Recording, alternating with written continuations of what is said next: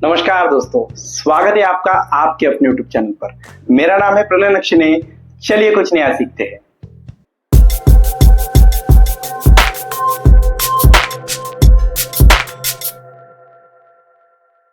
दोस्तों, आज हम एक ऐसी मशीन या वाहन के बारे में बात करेंगे जो पानी के अंदर छुपकर चलती है, जिसे सबमरीन या पनडुब्बी कहते हैं। दोस्तों, हमने हमारे पिछले वीडियो में जहाजों के बारे में जानकारी ली थी, वो जहाज जो पानी के ऊपर चला करते थे।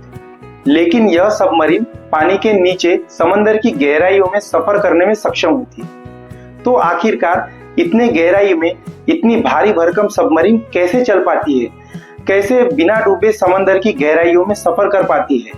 चलिए सभी सवालों का जवाब ढूंढते हैं, साथ ही में सबमरीन के पीछे की चमत्कारिक इंजीनियरिंग समझते हैं।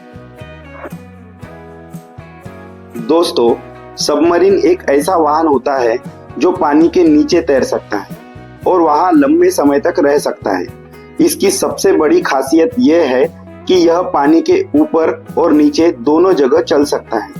इसका सबसे बड़ा फायदा यह है कि यह पानी के अंदर छुपकर चलता है, जिससे इसे आसानी से ढूंढा नहीं जा सकता। इसीलिए सबमरीन्स का इस्तेमाल खास तौर पर पानी के अंदर दुश्मनों से बचने के लिए, निगरानी करने के लिए और वैज्ञानिक रिसर्च करने के लिए किया जाता है। सबमरीन की शुरुआत का विचार 17वीं शताब्दी में आया। सबसे पहले सबमरीन का डिजाइन सन 1620 में कॉर्नेलियस वॉन डेब्बल नाम के एक डच वैज्ञानिक ने तैयार किया था। यह एक लकड़ी की हाथ से चलाई जाने वाली नाव थी, जिसे जानवरों की खाल से कवर किया गया ताकि पानी अंदर ना जा सके। यह सबमरीन सतह के केवल थोड़ा नीचे ही जा सकती थी। इसके बाद अमेरिकी स्वातंत्र संग्राम के दौरान डेविड बुशनेल ने टर्टल नाम की सबमरीन बनाई।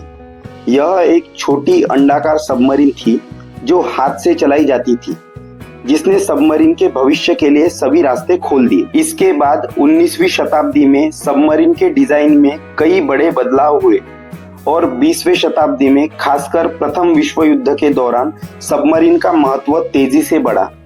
जर्मनी ने अपनी पहली यू बोल्ट सबमरीन का इस्तेमाल करते हुए कई दुश्मन जहाजों को निशाना बनाया। इसके बाद सन 1954 में दुनिया की पहली न्यूक्लियर पावर्ड सबमरीन लॉन्च की गई। न्यूक्लियर पावर के कारण यह सबमरीन लंबे समय तक पानी में रह सकती थी। इससे पहले की सबमरीन को बार बार सतह पर आना पड़ता था, लेकिन न्यूक्लियर पावर ने यह समस्या को पूरी तरह से खत्म कर दिया। आज की सबमरीन तकनीकी रूप से उन्नत हो चुकी है। न्यूक्लियर पावर, सोनार सिस्टम और साइलेंट मूवमेंट जैसी तकनीकें इन्हें समंदर में अजेय बनाती है। इसीलिए इनका इस्तेमाल न केवल सैन्य कार्यों में, बल्कि समुद्री अनुसंधान और गहरे समंदर की खोज के लिए भी किया जा रहा है। अब समझते हैं कि सबमरीन पानी के अंदर मूवमेंट कैसे करती है। तो दोस्तों, इसके लिए सबसे महत्वपूर्ण चीज होती है बैलेस्ट टैंक। यह टैंक सबमरीन के अंदर होता है।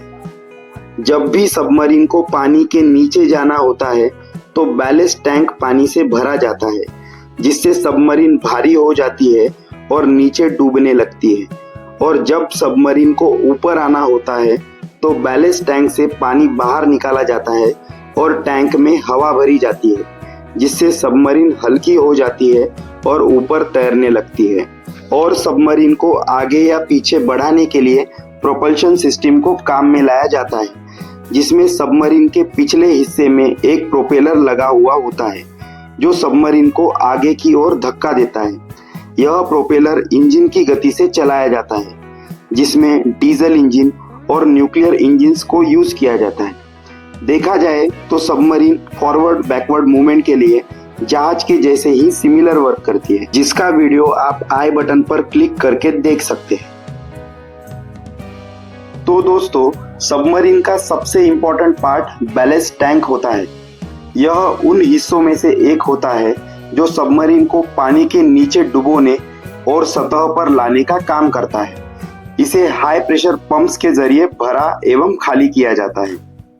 इसके बाद सबमरीन को आगे बढ़ाने के लिए प्रोपेलर सबसे बड़ा योगदान देता है। प्रोपेलर एक बड़ा पंखा होता है जो इंजन की शक्ति से घूमता है और पानी को पीछे की ओर धकेलता है, जिससे सबमरीन आगे बढ़ती है।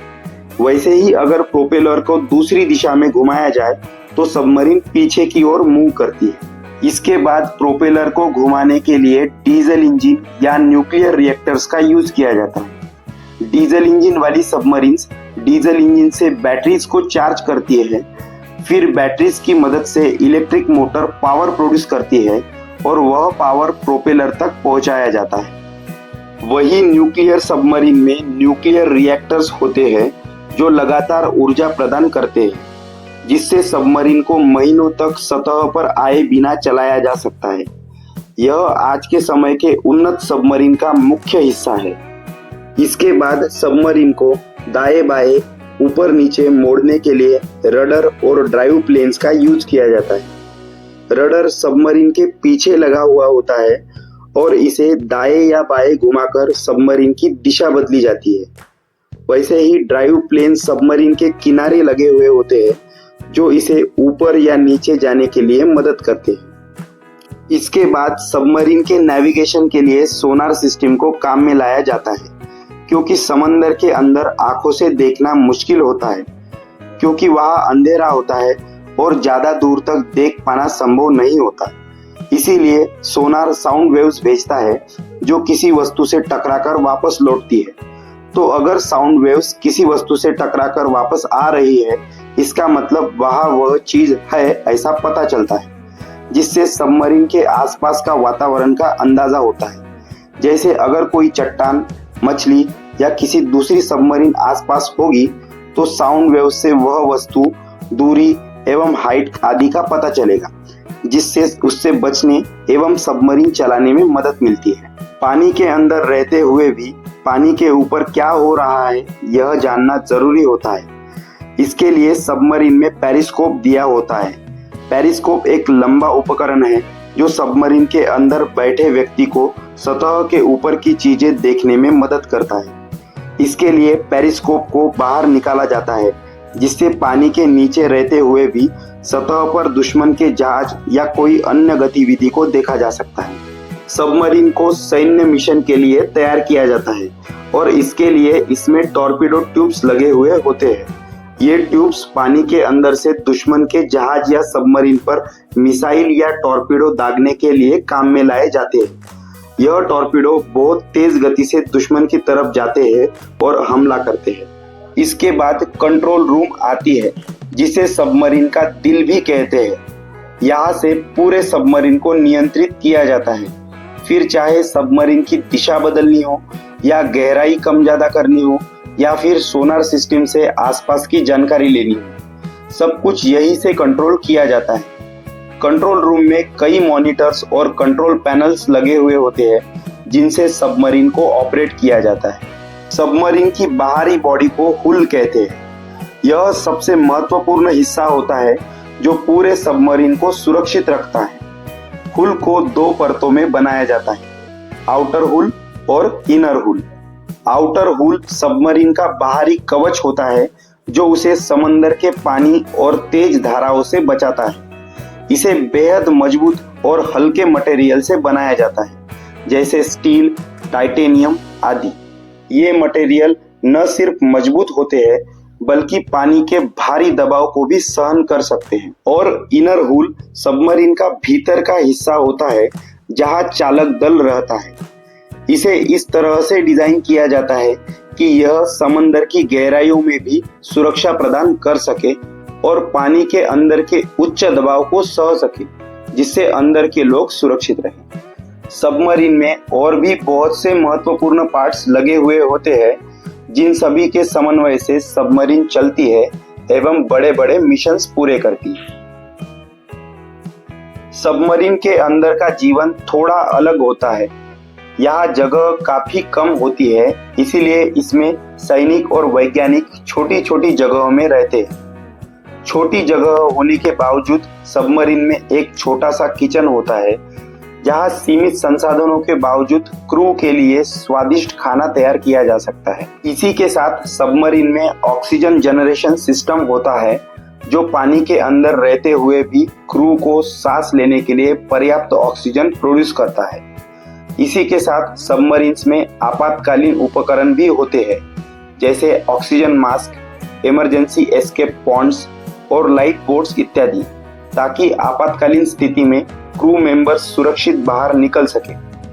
तो सबमरीन्स में कुछ इतनी सुविधा उपलब्ध होती है। दोस्तों, इस वीडियो में मैंने सबमरीन्स के बारे में डिटेल में डिस्कस करने की कोशिश की है। अगर आपका कोई सवाल या सुझाव देना चाहते हैं तो आप मुझे कमेंट बॉक्स में बता सकते हैं। तो दोस्तों, आशा करता हूँ कि आपको ये वीडियो इंफॉर्मेटिव लगी होगी। मैं ऐसी ही और वीडियोस आपके लिए लेके आता रहूंगा, इसीलिए आप मेरा ये चैनल सब्सक्राइब कर सकते हैं। वीडियो अच्छी लगी होगी तो वीडियो को लाइक कीजिए और सभी दोस्तों के साथ शेयर कीजिए। Thank you.